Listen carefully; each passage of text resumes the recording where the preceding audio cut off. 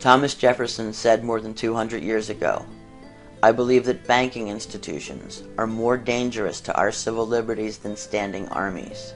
If the American people ever allow private banks to control the issue of their currency, first by inflation, then by deflation, the banks, and the corporations which will grow up around the banks, will deprive the people of all property until their children wake up homeless."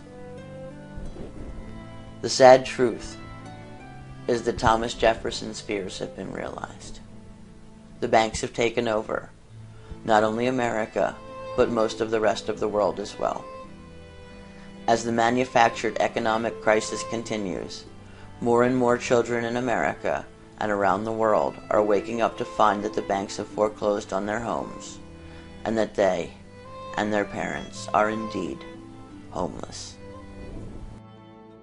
People are poor because of the money system that ensures that the overwhelming vast majority of the wealth in the world goes into the hands of the few. And yet the left of politics, they're supposed to be the radicals, the people that care about the poor and all the rest of it. They're the ones that stand up in support of this mass theft called mass taxation, that is serving the interests of the very bankers and banking families of the Rothschilds and Rockefellers, etc., who are making the poor poor all over the world. The notorious founder of the Rothschild banking family, Mayer Amschel Rothschild, said, "Give me control of a nation's money, and I care not who makes her laws."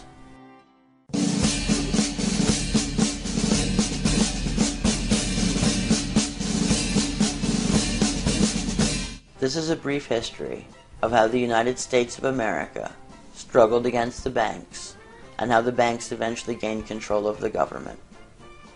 To relay the history of America, we must start across the water in England. By the mid-1700s, England was deeply in debt due to war loans, and was paying 75% of the taxes collected on the interest on these loans alone. In order to pay these debts, increased taxes were levied on the colonies. Taxes, which due to the 1764 Currency Act, could only be paid in gold and silver.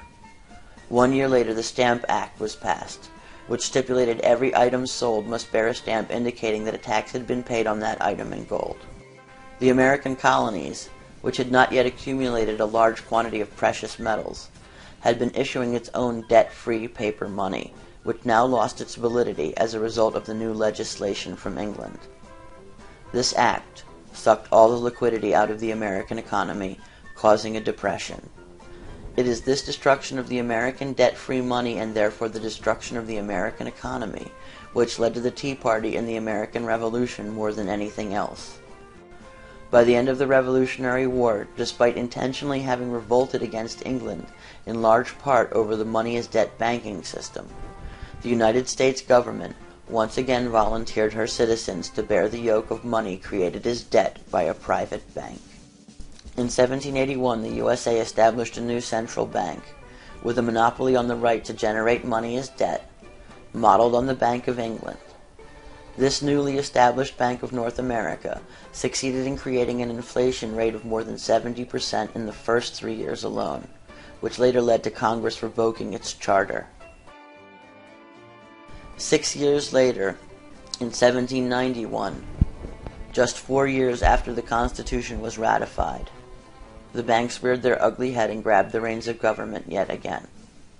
This time, the bank was called the First Bank of the United States, and had a 20-year charter, a 20-year monopoly. Congress indulged in the process of granting and revoking charters for central banks for more than 100 years. The final nail in the coffin of the sovereignty of the American people was hammered home in 1913 with the passing of the Federal Reserve Act.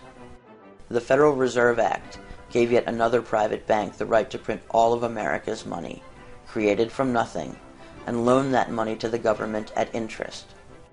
This act was voted into law on December 23rd, while most of the elected officials were in their home states with their families for the Christmas holiday. That same year, the Internal Revenue Service was established to collect a constitutionally illegal unapportioned income tax which would pay for the interest on the debt incurred by the government.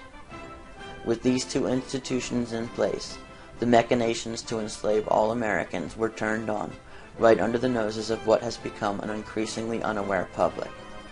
Federal income tax is unconstitutional, and has been ruled so by the Supreme Court in multiple cases. Yet most Americans are compelled to pay through a campaign of intentional duress, propagated and perpetuated by the Internal Revenue Service and other compliant agencies, including America's law enforcement agencies, courts, and its intentionally under and even misinformed juries. Payday!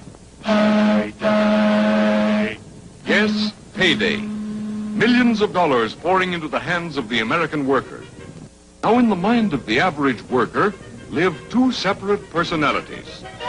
One, the thrifty. Wait a bit, laddie. You're going to save a bit of that, aren't you? Oh, sure. Oftentimes, idle money burns a hole in your pocket, which brings out the other personality, the spendthrift. Hi, big shot. Come on with me. I'll show you how to spend your dough. Oh, boy! I got a couple of good dates. But, laddie, I've got some better dates. Important ones, too. When every American should pay his or her income tax gladly and proudly.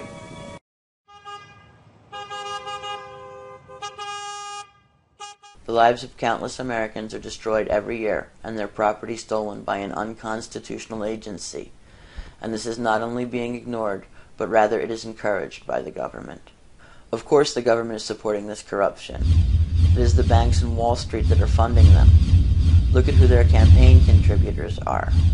Look at who chairs the roundtable organizations they belong to. Organizations like the Trilateral Commission, the Council on Foreign Relations, the Bilderbergers, the Project for a New American Century, and many others.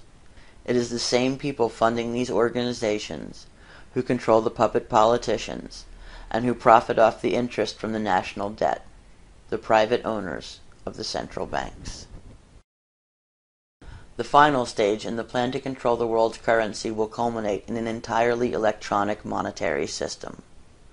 Most larger transactions are already done electronically, but the day is fast coming when all transactions will be electronic. Already, supermarkets in the Netherlands have announced that they plan on doing away with cash transactions as soon as 2014. If we permit this new, entirely electronic monetary system to be installed, or sit idly by and do nothing, a day will come when all commerce is electronic, and it will allow those who control the electronic monetary system to be able to decide what you can or cannot buy, simply by pressing a button. If they turn off your chip, you will have no means of purchasing anything. They will control where you will live, who eats, and who does not. In short, they will control whether you live or die.